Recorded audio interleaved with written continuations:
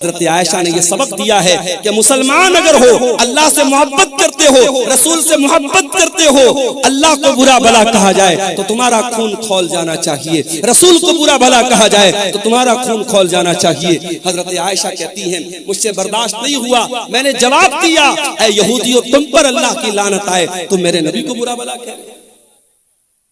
नबी ने क्या जवाब दिया? कहा आयशा मैंने उन यहूदियों की बदतमीजी को सुना था और मैंने उनका जवाब भी दे दिया था जब उन्होंने अस्सलामु अलैकुम कहा था। ऐ आयशा मैंने जवाब दे दिया था, मैंने वा अलैकुम कह दिया था, उन्होंने कहा था अस्सलामु अलैकुम, ऐ मोहम्मद सल्लल्लाहु अलैहि वसल्लम आपके ऊपर मौत आ जाए, आप खत्म हो जाएं, आप हलाक हो जाएं। ऐ आयशा मैंने जवाब दे दिया था वा अलैकुम, तुम पर भी हलाकत आ जाए, तुम भी मर जाओ, तुम भी खत्म हो जाओ। ये मेरे नबी का अंदाज था। गाली का जवाब आपने गाली से नहीं दिया। मेरे भाइयों, ये अखलाक आज अपने देश में, अपने इलाके में, अपने स्टेट में, अपने गांव में, अपने खानदान में, अपने परिवार में ये अखलाक पैदा करो, अपने बच्चों को ये अखलाक सिखाओ। रहमान के बंदों का ये अखलाक होता है वइज़ा खातबहुमुल जाहिलून क़ालू सलामा, कि वो जाहिल का जवाब जहालत से नहीं देते। अच्छा, उनका दिन ऐसा गुजरता है, उनकी रात कैसी गुजरती है? वल्लज़ीन यबीतून लिरब्बिहिम सुज्जदन व क़ियामा, जब दुनिया रात में आराम कर रही होती है, गुलछर्रे उड़ा रही होती है, अय्याशी कर रही होती है, रहमान के स्पेशल बंदे रात को तहज्जुद पढ़ते हैं, क़ियामुल लैल करते हैं, रात रात भर सजदा करते हैं, रात रात भर क़ियाम करते हैं, रातों को तहज्जुद की नमाज पढ़ते हैं। आज कितने मुसलमान हैं जो तहज्जुद की नमाज पढ़ते? अरे तहज्जुद छोड़ दो, संभल की बात करने वाले, बनारस की बात करने वाले और उन मस्जिदों की बात करने वाले जिन मस्जिदों पर दुश्मनों की निगाहें हैं, अपने गांव की मस्जिदों को पहले आबाद करो। तुम्हारे गांव की मस्जिद में फजर की नमाज में कितने लोग रहते हैं?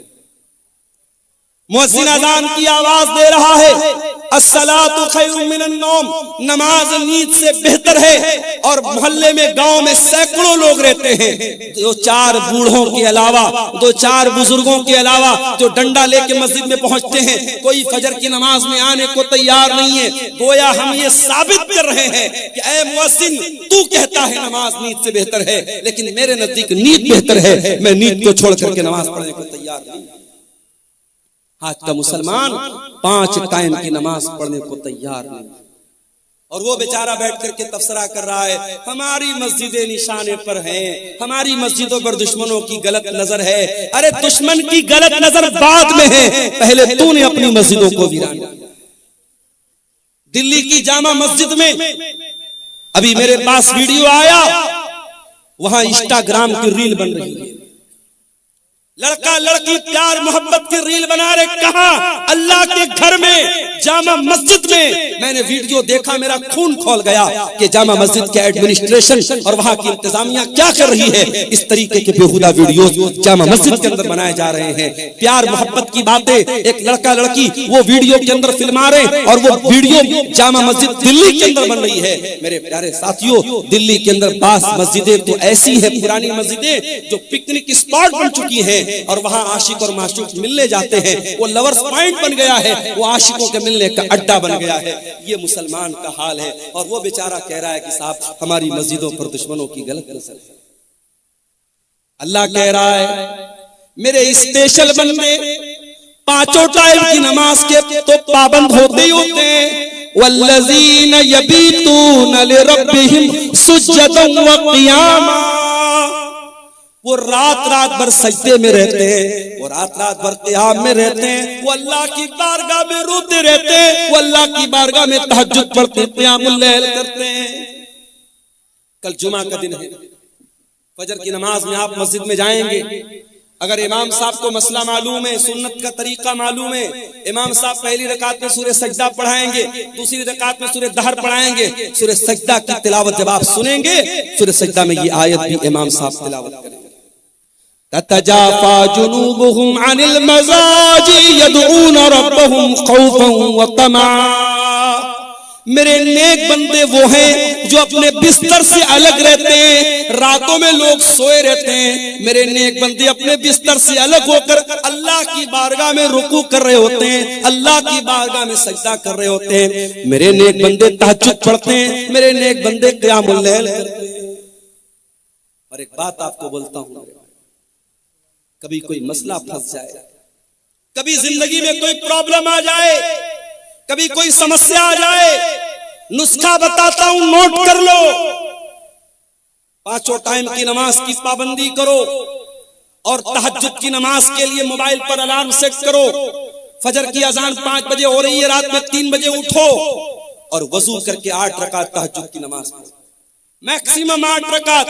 अगर 8 रकात पढ़ने की ताकत नहीं तो 6 भी पढ़ सकते हो, 6 की ताकत नहीं तो 4 भी पढ़ सकते हो, 4 की ताकत नहीं तो 2 भी पढ़ सकते हो। मिनिमम 2 रकात, मैक्सिमम 8 रकात तहज्जुद की नमाज पढ़ो और उसके बाद अल्लाह के सामने अपनी झोली फैला दो। अय अल्लाह, शादी को 8 साल हो गए, तेरा बंदा औलाद की नेमत से महरूम है। अय अल्लाह, मेडिकल चेकअप करा लिया, डॉक्टर्स की रिपोर्टें नॉर्मल हैं, डॉक्टर का इलाज दुरुस्त है। अय अल्लाह, मेरे मेरे मेरे घर में बच्चे की किलकारी नहीं गूंज रही है, मेरी बीवी की गोद सूनी है। अय अल्लाह, मुझे औलाद की नेमत से नवाज दे। मेरे प्यारे साथियों, ये तजर्बा और मुशाहदा जो उलमा का और नेक लोगों का रहा है वो मैं आपको बता रहा हूँ। तहज्जुद की नमाज में आप तहज्जुद की नमाज पढ़ने के बाद अल्लाह से वो चीजें मांगिए जो असंभव है, जो नामुमकिन है। अल्लाह ताला उस असंभव और नामुमकिन को भी इंशाअल्लाह मुमकिन बनाएगा।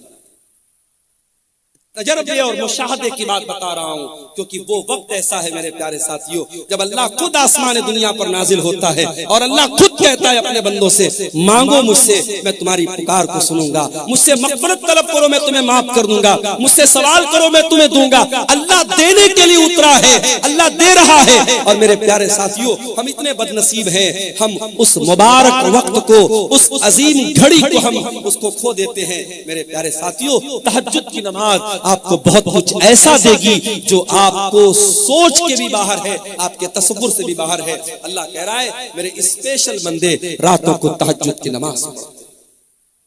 और आगे बढ़िए। अच्छा, तहज्जुद पढ़ते हैं इसका मतलब नेक लोग हैं।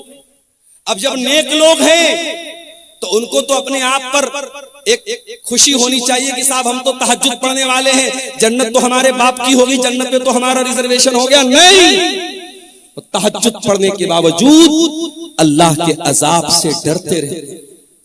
वल्लज़ीना यक़ूलूना रब्बना अस्रिफ अन्ना अज़ाब जहन्नम इन्न अज़ाबहा कान गरामा इन्नहा साअत मुस्तक़र्रन व मुक़ामा। रहमान के खास बंदे तहज्जुद की नमाज पढ़ते हैं, रात रात भर जागते हैं, लेकिन फिर भी अल्लाह से दुआएं करते हैं कि ऐ परवरदिगार, तू जहन्नम के अजाब से हमको बचा ले। इन्ना अज़ाबहा कान गरामा, जहन्नम का अजाब तो चिमट जाने वाला है, जहन्नम का अजाब तो चिपक जाने वाला है, जहन्नम का अजाब तो छोड़ने वाला नहीं है, जहन्नम की अजाब तो जान छोड़ने वाला नहीं है। आज 2-4 लाख रुपये हमने मस्जिद में दे दिया, 2-4 लाख रुपये हमने मदरसे में दे दिया, कोई जलसा करा दिया, कोई मस्जिद बनवा दी, कोई यतीमों की मदद कर दी, तो हम उतने ही पर बड़े फख्र से, बड़े गुरूर से हम अपने आप को समझते हैं कि साहब हमने तो बहुत बार तीर मार लिया, अब तो जन्नत हमारे बाप की हो गई। नहीं मेरे प्यारे साथियों, ये बहुत ही खतरनाक किस्म का तकब्बुर है कि इंसान अपनी नेकियों को, अपने नेक अमाल को अपनी नजात के लिए फाइनल समझे कि हाँ मैंने नेकी कर ली तो मेरी नजात हो गई।